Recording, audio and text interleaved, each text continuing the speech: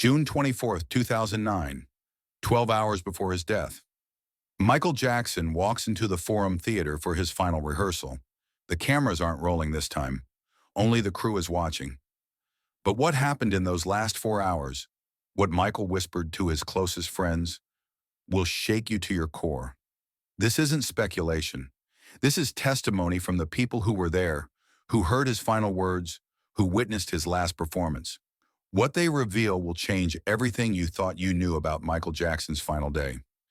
Before we reveal what Michael whispered in his final hours, make sure you hit that subscribe button right now. Like this video and share it with every MJ fan who needs to understand what really happened. This story will haunt you, but it needs to be told. The truth about Michael's last day is more beautiful and more heartbreaking than anyone could have imagined. The Forum Theater in Inglewood was chosen for Michael's final private rehearsal because it was smaller, more intimate than the massive Staples Center. Only essential crew members were allowed inside. No cameras, no recording equipment, just Michael and the people who had worked with him for months preparing for This Is It.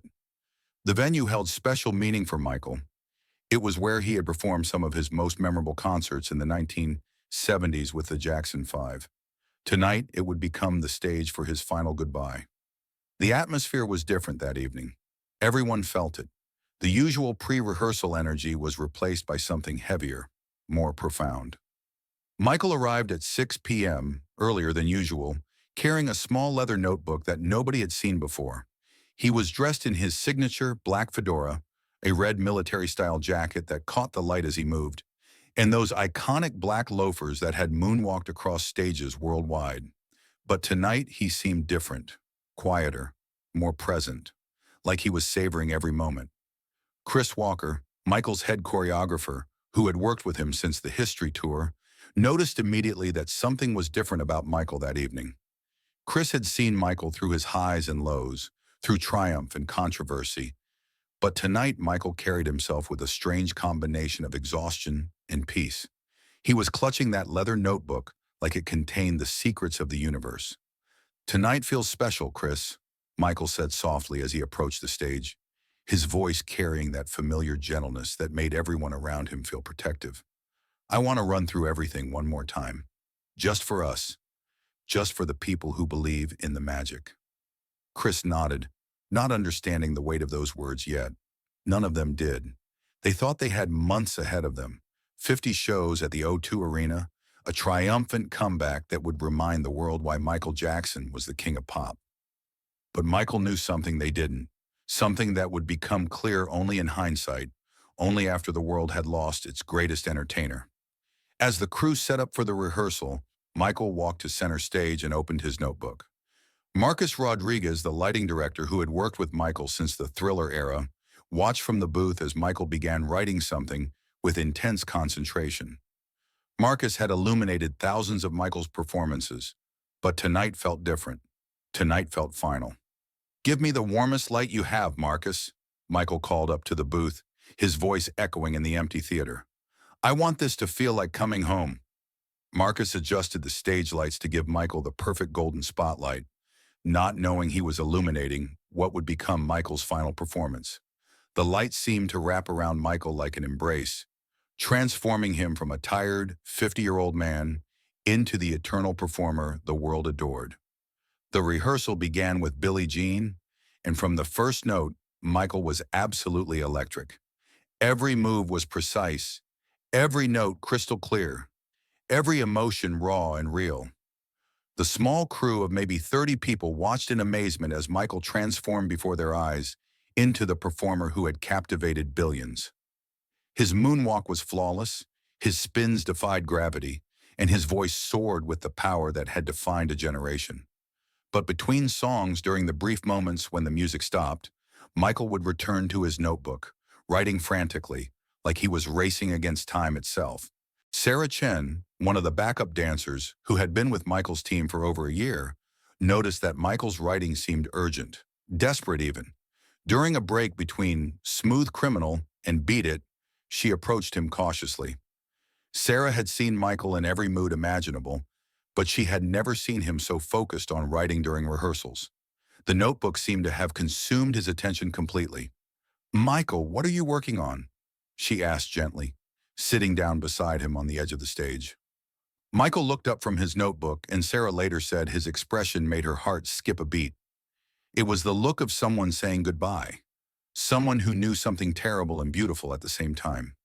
His eyes held a depth of sadness that seemed infinite, but also a peace that was almost otherworldly.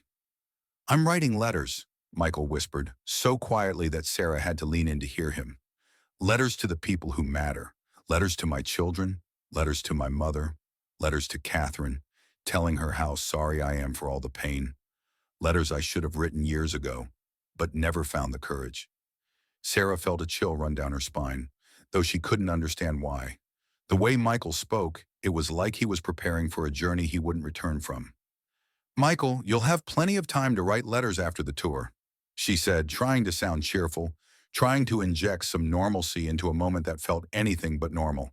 But Michael just shook his head slowly, a sad smile playing at the corners of his mouth.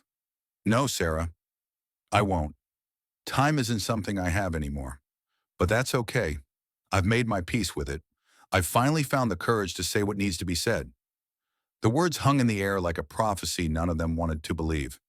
Sarah tried to ask what he meant, what he was talking about, but Michael had already stood up and walked back to center stage. The music started for Beat It, and once again Michael was transcendent. He performed that song with an intensity that made the small audience forget they were watching a rehearsal. This felt like a final performance, a farewell concert for an audience of friends who didn't yet know they were witnessing history. During the extended break before Man in the Mirror, something extraordinary happened that would haunt everyone present for the rest of their lives. Michael's phone rang, and instead of ignoring it like he usually did during rehearsals, he answered immediately. The crew watched as Michael walked to the side of the stage, speaking in hushed tones. Tony Martinez, the sound engineer who had captured Michael's voice for countless recordings, was close enough to hear fragments of the conversation, and what he heard stayed with him forever. Mom, I need you to know something, Michael said into the phone, his voice carrying more emotion than Tony had ever heard in 20 years of working with the superstar. I need you to know that everything I did, every sacrifice, every song, every moment of pain and joy, it was all worth it because it brought joy to people. Don't let them make you think I was broken. I was healing, Mom. I was always healing, even when it looked like I was falling apart.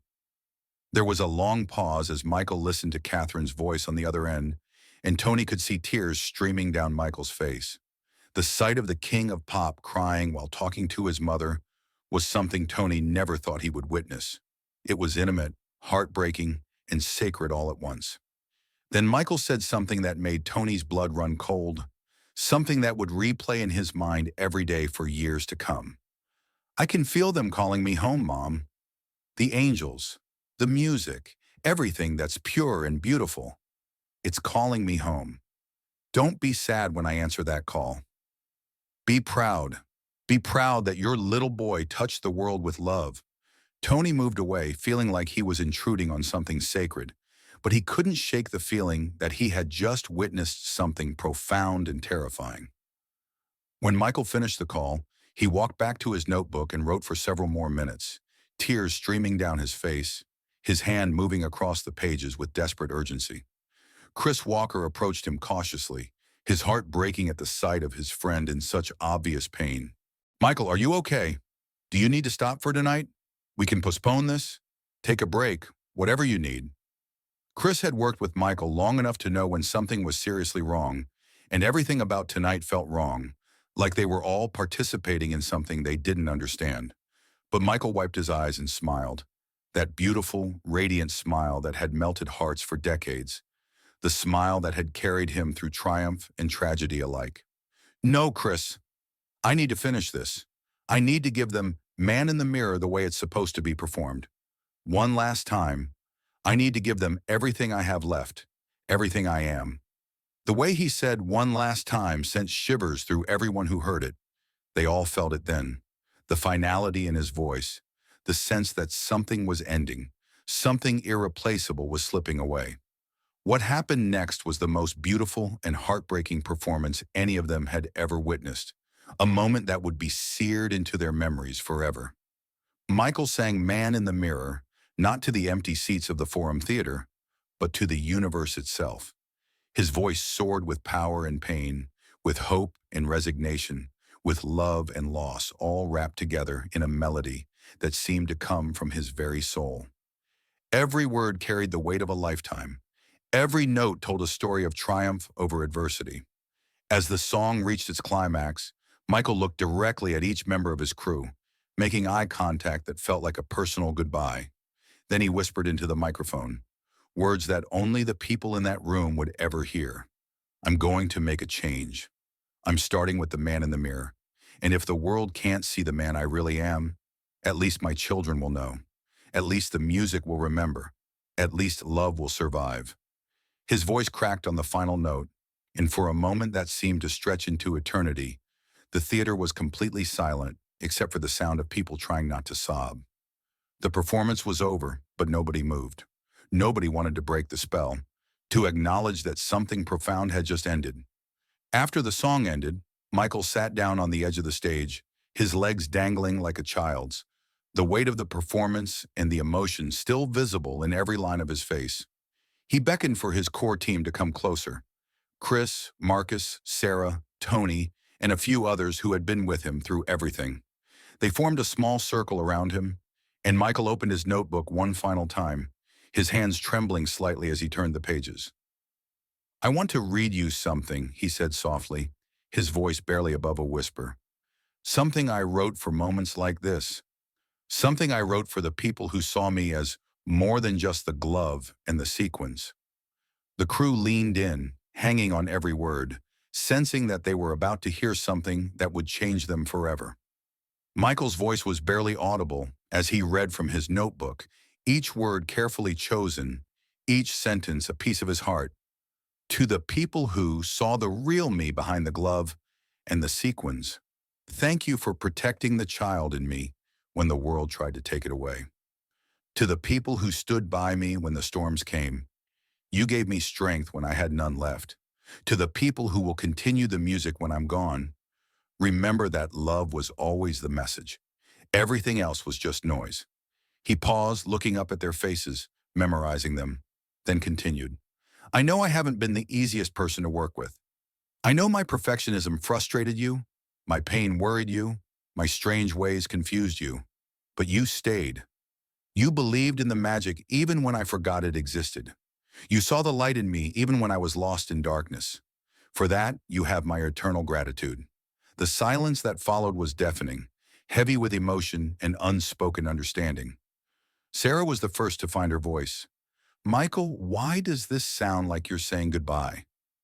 Why does it feel like you're leaving us?" Her voice broke on the last words, and Michael looked at each of them with those deep, soulful eyes that had expressed more emotion than most people could convey with words. "Because sometimes goodbye is the only way to say thank you properly," he whispered, his voice carrying a wisdom that seemed far beyond his years. "Sometimes you have to let go of one dream so another can begin. Sometimes the greatest gift you can give is to step aside and let the love you've created continue without you." Marcus, who had known Michael for over 25 years and had seen him through every phase of his career, felt his hands shaking as the full weight of Michael's words hit him. "Michael, you're scaring us. What's going on? Are you sick? Are you in some kind of trouble? Talk to us. Let us help you." The desperation in Marcus's voice was palpable, the fear that they were losing someone irreplaceable. But Michael just stood up slowly and hugged each of them, one by one, long embraces that felt like promises and farewells rolled into one. To Chris, he whispered, "Keep the magic alive. Teach them that dance is prayer in motion." To Sarah, "Dance like the world is watching, but more importantly, dance like your soul depends on it." To Marcus, "Let the light shine on the next dreamer. They'll need someone who understands." To Tony, "Make sure they hear the love in the music, even when the words are gone." Each whispered message was personal, specific, like Michael had been thinking about what each person needed to hear. The crew stood there, uncertain whether to laugh or cry, whether to celebrate the beauty of the moment or mourn what felt like an ending.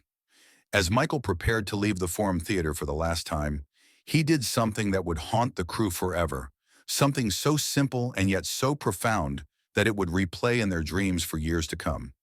He walked to center stage one final time and performed an impromptu moonwalk, slow and graceful, while humming Billie Jean under his breath.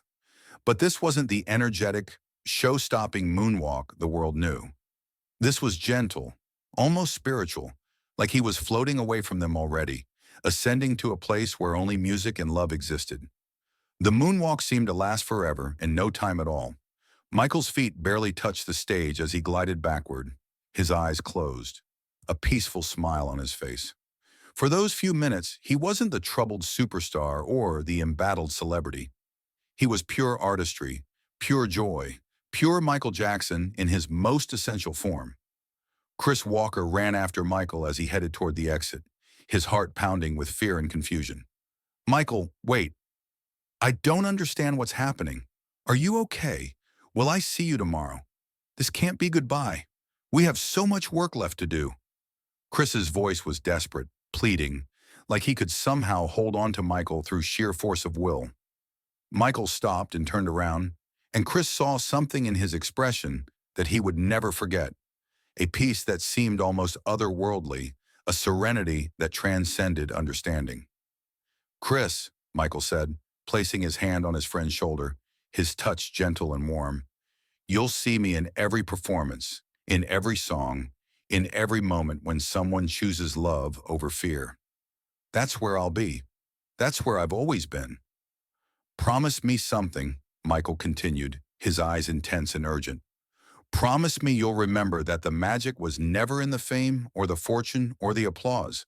The magic was in the connection, in the love we shared with the audience, in the way music could heal broken hearts and give hope to the hopeless. Promise me you'll keep that alive." Chris nodded, tears streaming down his face, not fully understanding, but knowing somehow that this promise was sacred, that it would define the rest of his life. "I promise, Michael. But please don't talk like this is the end. We need you. The world needs you." Michael smiled one last time, that smile that had launched 1,000 dreams and healed 1,000,000 hearts. "The world has everything it needs from me, Chris. I've given them all the love I have.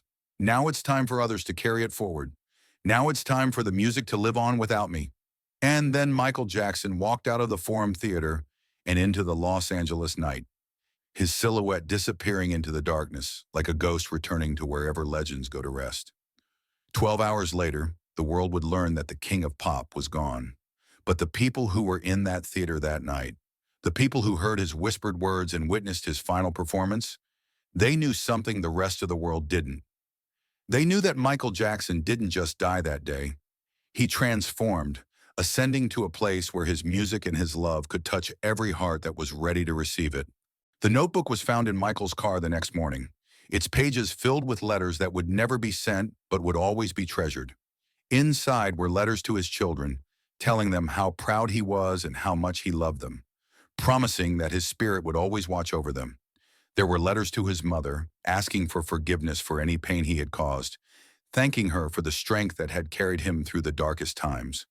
There were letters to his fans, thanking them for the joy they had brought to his life, for the love that had sustained him through decades of triumph and tragedy. And on the final page, written in Michael's distinctive handwriting, were the words that still give the crew chills whenever they think about that final night. "The show must go on. The music never dies. And love, love is eternal. Thank you for letting me be part of the miracle." Those were Michael Jackson's final whispered words to the people who knew him best. Not the global superstar, not the king of pop, but the man who understood that sometimes the greatest performances happen when nobody is recording, when the only audience is the people who truly see you. That night at the Forum Theater, Michael Jackson gave his final gift, a glimpse of the man behind the legend, saying goodbye the only way he knew how, through music, through love, through the magic that made him immortal. If this story moved you, if it made you understand Michael Jackson's final hours differently, if it broke your heart the way it should, please subscribe and share this with every person who loved the King of Pop. Michael tried to tell us he was ready to go home. In his whispered words, in his final performance, in the peace in his eyes, he was saying goodbye. Now we finally understand what he was trying to tell us. The legend never dies. The music lives forever. And somewhere, Michael Jackson is still moonwalking among the stars, watching over all of us who were touched by his magic.